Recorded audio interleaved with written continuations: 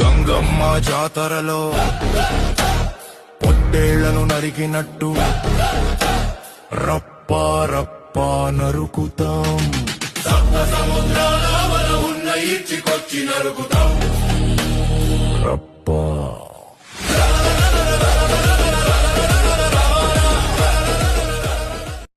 గంగమ్మ జాతరలో పొట్టేళ్లను నరికినట్టు రప్పా రప్పా నరుకుతాం.